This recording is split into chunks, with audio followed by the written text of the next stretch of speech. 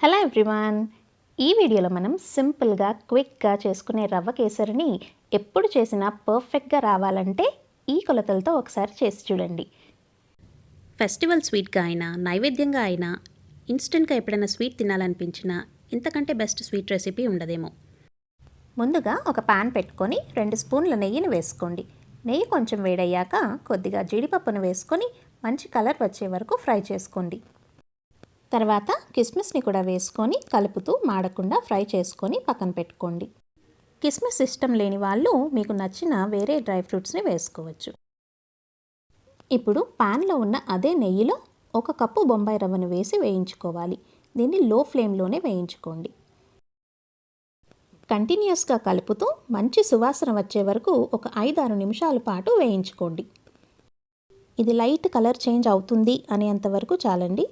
Stove off చేసుకొని పక్కన పెట్టుకోండి. ఇప్పుడు స్టవ్ పైన వేరొక గిన్నె పెట్టుకొని 3 కప్పుల నీళ్లు పోసుకోండి. 1 కప్పు బొంబాయి రవ్వకి 3 కప్పుల నీళ్ళు అన్నమాట.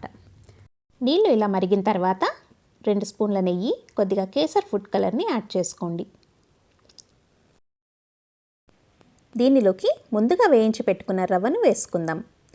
నీళ్లు రోలింగ్ బాయిల్కి వచ్చిన తర్వాత మాత్రమే రవ్వను యాడ్ చేసుకోవాలి. ఇక్కడ నుండి స్టవ్ని సిమ్లో పెట్టేసుకొని కంటిన్యూస్గా కలుపుతూ ఉండాలి. రవ్వ వాటర్ మొత్తాన్ని ఇలా అబ్జార్బ్ చేసుకున్న తర్వాత మూత పెట్టుకొని ఒక 2 నిమిషాల పాటు ఉడికించుకోండి. 2 నిమిషాల తర్వాత రవ్వ చక్కగా ఉడికిపోయి ఉంటుంది. ఇప్పుడు దీనిలోకి షుగర్ని యాడ్ చేసుకుందాం.